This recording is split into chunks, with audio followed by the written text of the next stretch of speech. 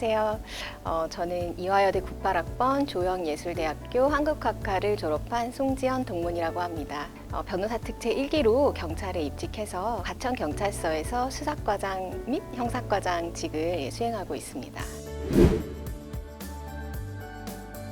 여기 오기 전까지는 이제 경찰청에서 수사구조 개혁 관련 입법이나 정책을 만들고 입법 활동을 사실 했었어요. 승진을 해서 여기선 정말 대민 업무를 하고 있습니다. 수사, 형사 뭐 다 합쳐서 한 30명 정도 되거든요. 이제 그분들이 하는 사건을 지휘를 하고 이제 수사가 다 됐을 때 적정성을 제가 검토를 해서 최종적으로 검찰에 송치하는 어떤 중간 역할을 하고 있습니다. 저희 어머니가 저희 학교 이대 졸업하신 선배님이셔서 제가 한 4살 때부터 예술 쪽으로 교육을 받았다 보니까 취업이라는 말 자체가 되게 생소했었어요. 이제 대학까지는 공부를 시켜줬으니 대학원부터는 이제 너가 한번 알아서 다녀봐라. 제 이력과 제 경력으로는 국내에 있는 회사는 가기가 어렵겠더라고요. 홍콩 상하이 은행이라고 거기서 대출 관련 업무를 하는 직원을 뽑는데 경력이 무관하다 이렇게 돼 있는 거예요. 기대를 많이 하진 않았는데 딱 됐어요. 이제 은행에 오니까 물건의 담보 가치가 얼마나 나가는지가 생각하지 않아도 쫙 머릿속에서 스크린이 딱 돼서 지나가는 거예요. 내가 다시 그림으로 못 돌아갈 수도 있겠다. 약간 이런 생각을 해서 작품 활동에도 도움이 되고 경제적으로도 좀 자유를 얻을 수 있는 다른 직업이 뭐가 있을까를 이제 계속 이렇게 보고 있었죠. 저는 이게 뭐든지 어디 한 곳에 갖다 놓으면 되게 열심히 하는 것 같아요. 승무원 사실 지망을 알아보기 시작했어요. 제가 가게 됐던 싱가포르 항공사는 좀 범상치 않아 보이는 여자분께서 서류를 직접 받으시는데 그분이 한국 최고 그 담당자셨어요. 그 해 말쯤에 싱가포르로 가게 됐죠. 너무 즐거웠어요. 이런 게 세상이구나 약간 그런 느낌도 있었고 돈 쓸 일이 없잖아요. 돈이 이렇게 통장에 쌓여 있고 너무 좋았는데 한국이면은 제가 작품 활동도 뭔가 좀 병행을 할 어떤 생각을 했을 텐데 이렇게 손이 막 굳어가지고 그림을 못 그리는 꿈을 계속 꾸는 거예요. 그런 불안감이 계속 올라와서 이제 그만둘 때가 됐나 보다. 또 사법 시험이 없어진다라는 게 사실 좀 대문짝만하게 그때 실렸고 제가 어릴 때부터 제 이름이 RG자에 법헌자였어요. 법학은 왠지 내가 소질이 있을 것 같은. 저는 근데 보면서 너무너무 재밌었어요. 막 흐트러져 놓은 세상이 다 그냥 카오스 같은 그런 곳인 줄 알았는데 통치 구조를 보니까 우리나라는 그 입법, 사법, 행정이라는 그 세 축을 가지고 돌아가는 체계 속에 내가 살고 있는 거예요. 곧 없어진다는 사법 시험을 봐야 되겠다. 그 생각을 했는데 딱 좀 심장이 좀 뛰었어요. 무작정 신림동을 찾아갔었어요. 첫 시간에 여기 앉아있는 사람은 100% 다 안 된다고 생각하면 됐대요. 사법시험 붙는 비율이 뭐 전국의 몇 프로고 평균 수험 기간이 5년이고 막 그런 얘기들을 하면서 되게 저런 얘기는 듣지 말아야지. 나는 1년 내에 다 하겠어. 그래서 그 한 해 동안 학점도 듣고 강의도 다 듣고 해가지고 사실 그 해 1차를 붙었죠. 건트 선수가 링에서 내려오는 그런 기분? 진짜 하루하루 진짜 그렇게 살았던 것 같아요.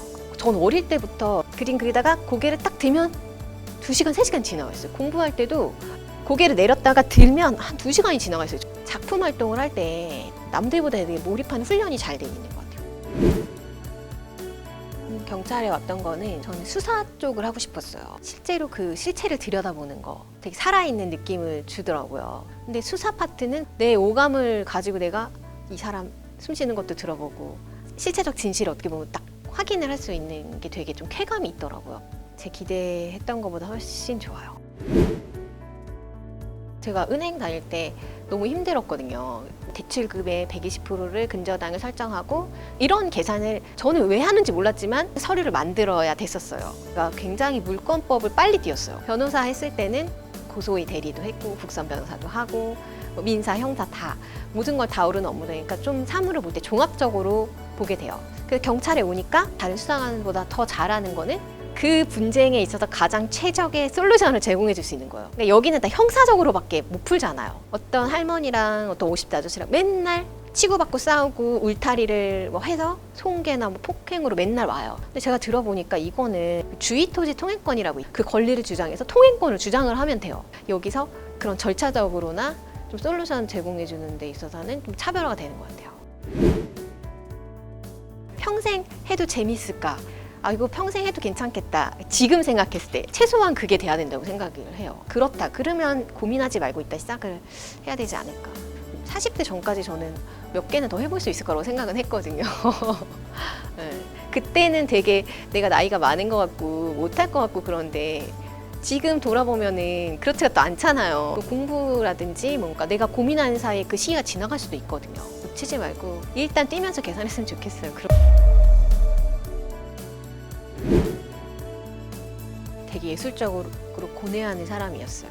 창조란 뭘까? 이게 하늘 뜬구름 잡는 철학 같은 거, 여성학이라는 거를 학교에서 처음 접했는데 지금까지도 살아오면서 영향을 주는 것 같아요. 정말 원하는 일을 자유롭게 선택하면서 살기 위해서는 하나가 사회적으로, 두 번째는 심리적으로, 세 번째가 경제적으로 독립을 해야 된다. 많은 여성들이 경력이 단절된다거나 하면서 사회적으로 독립이 안 되고 또 그렇다 보니까 또 경제적으로도 독립이 안 되고 결국은 또 그러다 보면 결국은 나 스스로 설 수가 없으니까 심리적으로도 무너지게 되고 그런다는 거예요. 그래서 이 모든 거에 기초가 되는 거는 경제적 독립이라고 하시더라고요. 그래서 세상의 모든 거는 다 필수는 없고 다 선택이고 정해져 있는 시간표는 없고 너만의 시간표는 네가 사는 거다. 그런 좀 주체적인 메시지를 많이 주잖아요. 그게 저는 지금도 늘 생각이 나요. 로스쿨 가면 어때요? 법조인 되면 어때요? 그러니까 그런 질문을 하거든요. 아, 너 정말 법조인이 하고 싶어? 변호사가 돼서 뭘 하고 싶어? 그런 고민을 안 하고 그 직업의 자체를 고민하는 것 같아요. 사실 직업은 저처럼 좀 늦게 시작해도 되거든요. 재밌게 느껴지고 하고 싶을 때 선택을 해야지 가성비가 더 좋을 수도 있어요.